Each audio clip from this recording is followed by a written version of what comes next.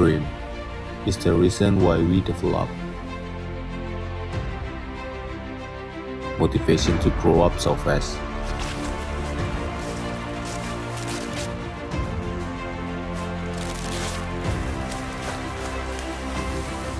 To be care about what happened around us.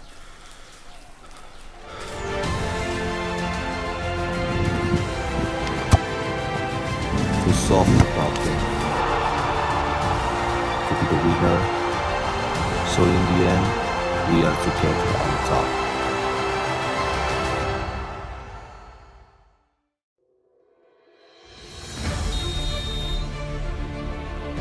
Dream is the reason why we develop motivation to grow up so fast.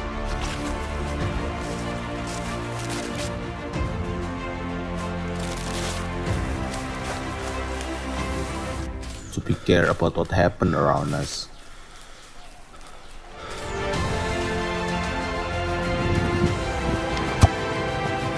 To solve the problem. To be the winner. So in the end, we are together on top.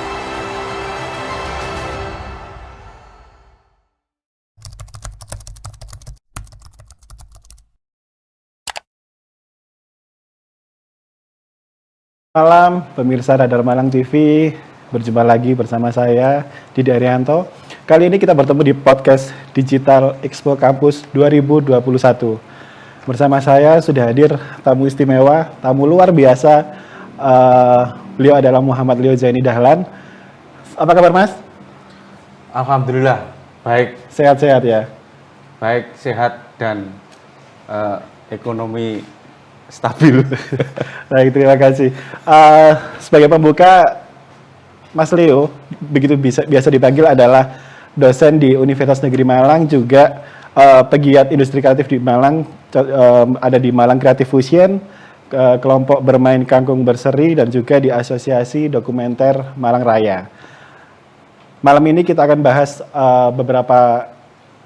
satu tema yang cukup penting untuk pemirsa Radar Malang TV, termasuk adik-adik yang tengah mempersiapkan diri masuk di perkuliahan. Tema besarnya adalah bekal akademik penting, bekal bakat minat juga lebih penting, gitu. Jadi yang pertama, Mas boleh di-share dong untuk di penerimaan mahasiswa baru biasanya selalu ada penelusuran bakat minat, dan itu ada pos tersendiri beberapa persen. Jadi biasanya mereka-mereka yang punya kemampuan di luar akademik ada slot tersendiri. Seperti apa sih di dunia kampus tentang penelusuran bakat minat ini? Silakan. Ya, terima kasih Mas Didi. Jadi dalam perkuliahan atau di kampus itu memang menyediakan beberapa jalur. Salah satunya jalur non-akademis itu diarahkan ke bakat minat. Di situ juga biasanya justru penyeleksiannya malah lebih awal, karena memang dianggap bakat minat itu potensi yang penting untuk dikembangkan di kampus. Untuk presentasinya sendiri barangkali memang ya dibagi menjadi beberapa jalur itu. Jadi antara jalur bakat minat, jalur tes, dan jalur mandiri itu presentasinya bisa diantaranya dari ketiga itu memang diambil rata-rata, seperti itu. Jadi itu yang terjadi, bakat minat itu menjadi salah satu prioritas ketika masuk ke perguruan tinggi. Bakat dan minat seperti apa yang disukai kampus, Mas? Di kesenian mungkin, olahraga atau apa gitu? Ya, tergantung. Jadi bakat minat itu bahkan jalur prestasinya itu kan sesuai dengan bidang ini ya, yang sudah diminati. Misalnya katakanlah saya mengembangkan diri di bidang olah suara, bahkan misalnya musik religi atau kori misalnya. Jika di pengembangan bakat itu dia memang benar-benar berprestasi, ya itu akan bisa diambil sebagai satu bakat yang bisa kembangkan di dalam perguruan tinggi tersebut itu menjadi satu prioritas. Jadi sebenarnya kalau bakat minat ini nggak ada spesifikasi harus khusus seni, apa olahraga atau religi atau apa, enggak. Yang penting dari seseorang itu muncul bakat yang memang dia punya prestasi ya, seperti itu. Prestasi di tingkat nasional biasanya. Ya, ukurannya kalau prestasi itu ya mentoknya di mana ketika dia itu akan mendaftar. Kalau apa ya, kalau jenjangnya itu jelas bahwa misalnya anak tersebut sudah mengikuti satu kompetisi yang memang di situ terukur, ya katakanlah kalau ada jenjangnya dari kota ke provinsi ke nasional, ya itu kan berarti sangat bisa dilihat dari perkembangannya di situ. Itu. Artinya teman-teman siswa yang mau masuk di dunia perkuliahan, mereka selain persiapan akademik juga tetap harus mengasah di bakat minatnya ini ya. Iya. Jika dia ngambil di jalur penerimaan bakat minat. Saya ini termasuk jalur bakat minat. Di bidang apa Mas dulu maksudnya? Saya bidang sastra. Oke. Iya. Jadi dulu saya banyak punya piagam penghargaan itu di perlombaan menulis, baca puisi, main drama, itu saya masukkan dan kebetulan itu sesuai jurusan saya. Oke. Artinya jangan berkecil hati misalnya dirasa sedikit kurang di bidang akademik, jangan takut karena di penerimaan mahasiswa baru ada jalur penelusuran bakat minat yang itu bisa teman-teman eksplor sesuai dengan kemampuan masing-masing. Nah, jika ini sudah dipersiapkan kemudian sudah memilih mau masuk di kampus mana nih gitu ya. Persiapan masuk kuliah seperti apa sih Mas untuk lulusan SMA sederajat? Kalau ini coba saya kembali ke pengalaman-pengalaman yang terjadi pada teman-teman mahasiswa atau sejak saya dulu kuliah. Sebenarnya kalau yang harus disiapkan teman-teman yang akan masuk ke perguruan tinggi itu bagaimana menata diri, bagaimana teman-teman ini punya pilihan yang tepat. Tepat itu kan semua orang kan punya pilihan masing-masing ya. Jadi tepat di sini ketika sudah memilih salah satu jurusan yang dibidik, di situ berarti saya yakin bahwa ada kesiapan yang sudah cukup matang dari teman-teman yang akan mendaftar itu. Kalau di sini ragu, ini yang sulit. Apa ya maksud jurusan apa ya? Nah, ini kan susah. Tapi idealnya di kelas berapa? Sudah punya targeting, aku harus masuk jurusan ini. Jadi kalau pilihan itu kan sebenarnya nggak hanya satu. Maka di dalam perguruan tinggi itu kalau mendaftar itu kan diberi pilihan lebih dari satu. Ya? Yes. Jadi kalau saya misalnya target saya itu ke sastra. Pilihan kedua mungkin saya ke seni misalnya. Nah, ini secara bakat minat atau apa ya kemampuan yang sudah saya bentuk dari awal itu memang di jalur itu. Jadi saya pun yakin bahwa jatuhnya kalau nggak kepilihan 1, 2 ya ini sudah sesuai seperti itu. Jadi kalau saya merasa bahwa pilihannya tidak harus kalau bahasa Jawanya ini ngotot atau harus itu. Kalau mau masuk ke kedokteran atau ke jurusan seni itu kalau terlalu jauh itu yang dipertanyakan adalah yang memilih. Kok bisa kesini sama kesini kan? Eksak gitu. Dan ini ya. Tapi kalau pilihan 1, 2-nya masih dekat, saya kira itu mahasiswa atau calon mahasiswa itu saya yakin punya kemantapan di situ, mempersiapkan diri bahwa sudah ada pilihan. Dan yang kedua saya kira tidak ada yang perlu disiapkan yang yang terlalu khusus banget gitu. Yang penting bahwa mental mahasiswa atau calon mahasiswa di sini akan berbeda dengan siswa dan mahasiswa. Artinya bahwa kemandirian ini harus disiapkan sejak dari awal. Idealnya disiapin di kelas berapa Mas? Di kelas 2, kelas 3? Idealnya kalau bakat minat itu ya bakat minat itu disiapkan dari awal. Kalau kemandirian saya kira sejak SMA itu kan siswa itu sudah mulai dituntut mandiri dan mungkin sudah mulai ini ya sekarang itu kan mudah banget informasi itu kan gampang.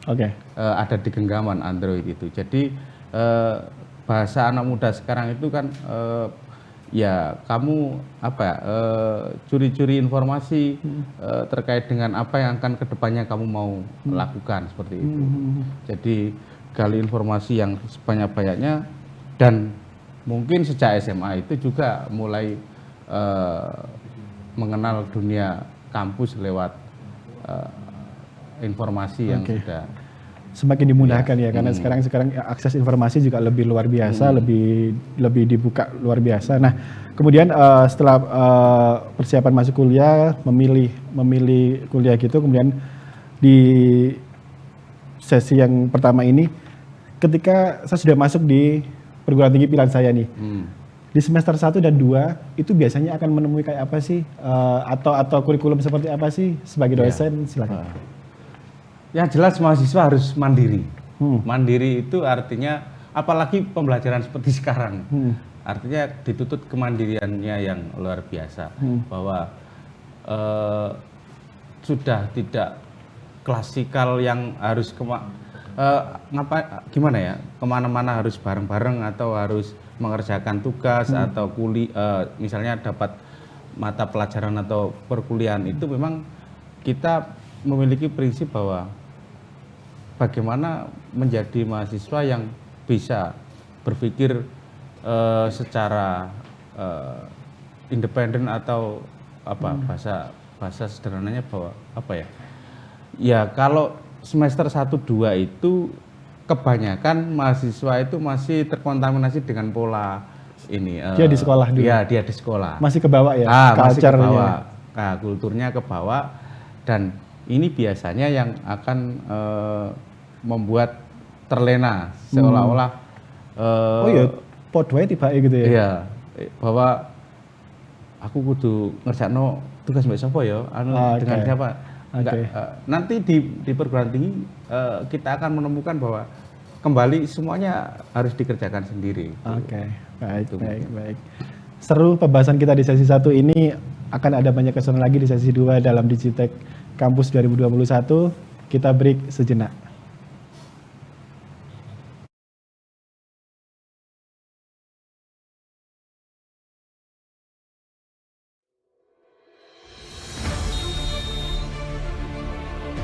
Dream is the reason why we develop. Motivation to grow up so fast.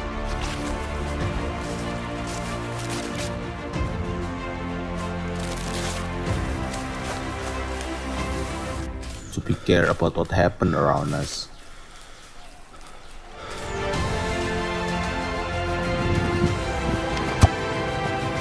To solve the problem.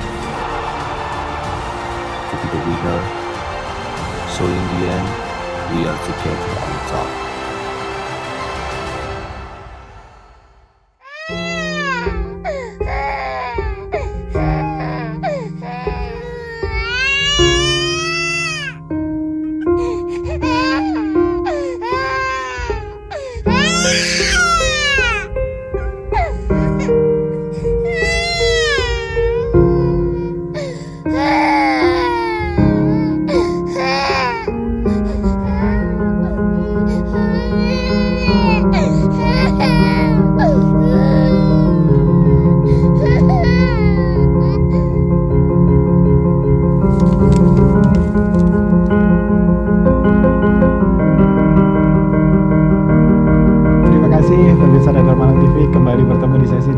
Masih dalam podcast Digital Expo Kampus 2021 bersama Mas Leo, dosen di Universitas Negeri Malang dan juga pelaku industri kreatif di Malang.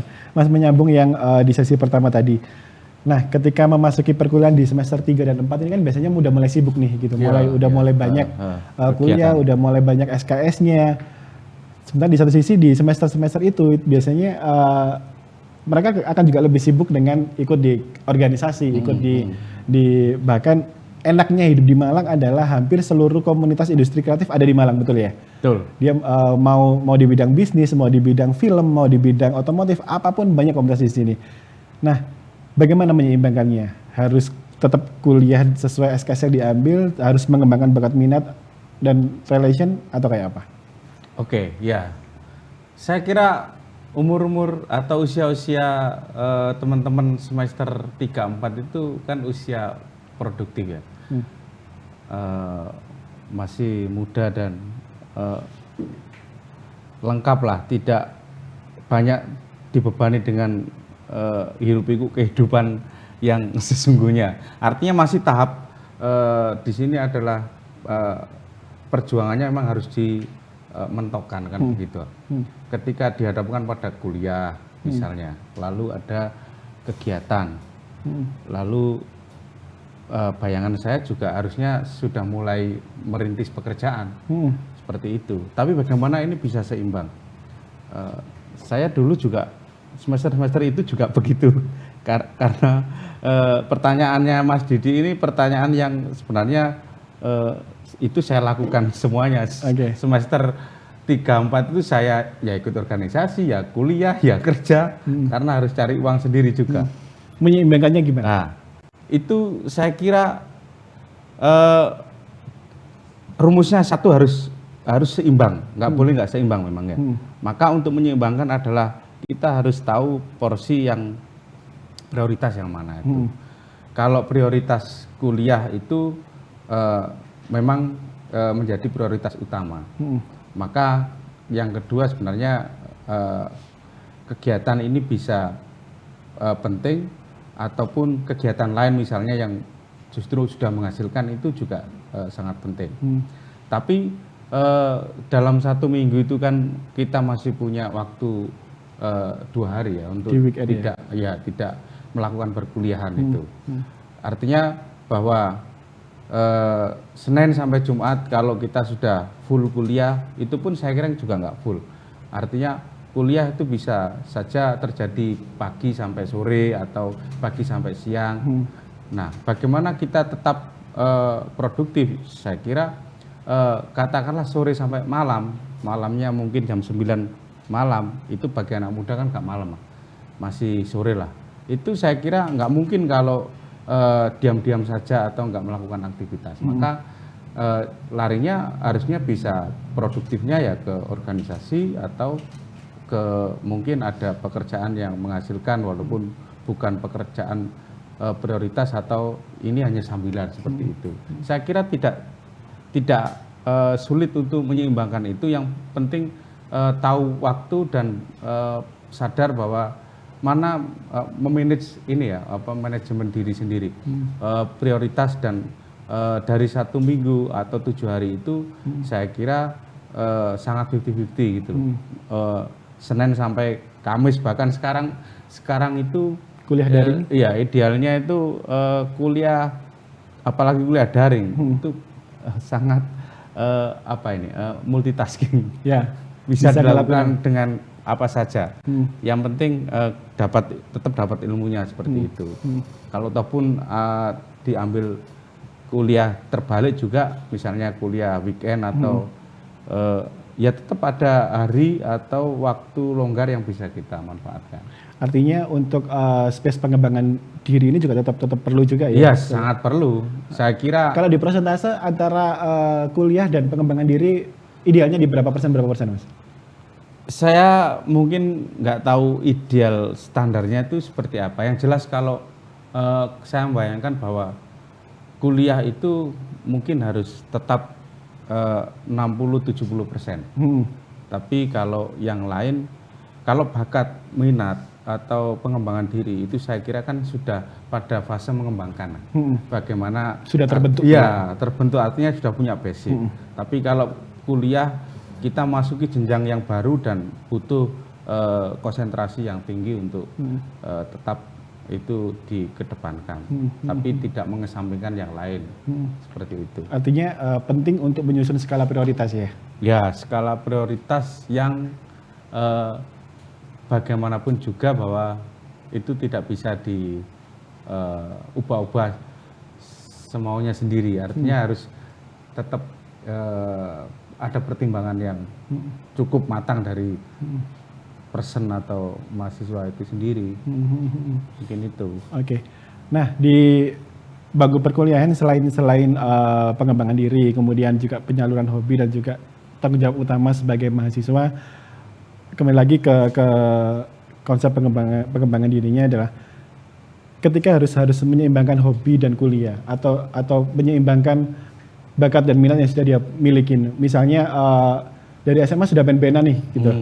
Kemudian harus ikut banyak mata kuliah dan terus band-bandannya kapan gitu. Mas kan sebagai pemain band juga harus ini. Boleh sharing dong apa namanya yang dilakuin? Saya kira kalau mahasiswa sekarang itu jauh lebih mudah daripada mahasiswa dulu. Ada banyak kebijakan yang ini memudahkan mahasiswa. Kalau dengan adanya konsep merdeka belajar itu seharusnya mahasiswa jauh merdeka. Merdeka dalam belajar maksudnya. Misalnya ekstrimnya begini, saya ini anak band sebenarnya. Saya kuliah di jurusan sastra ataupun seni misalnya. Itu kalau saya pakai metode atau salah satu strategi merdeka belajar, saya bisa belajar ngeband aja dengan prioritas mengembangkan kemampuan bermusik saya, dan itu bisa dipertanggungjawabkan sebagai satu bentuk kuliah. Dan itu dari sisi sebagai pengajar nih, sebagai dosen nih, konsep merdeka belajar itu ketika menjadi penting, dia lebih muncul karyanya. Iya, jadi saya bayangkan kalau seandainya saya dulu kuliah itu ada aturan seperti ini, pasti sangat merdeka. Sangat merdeka itu begini, kalau anak-anak yang sudah punya passion atau punya bakat yang memang itu butuh banyak meluangkan waktu, sedangkan harus bertabrakan dengan waktu kuliah atau jam kuliah, itu akan menjadi agak sedikit butuh energi untuk membagi ya.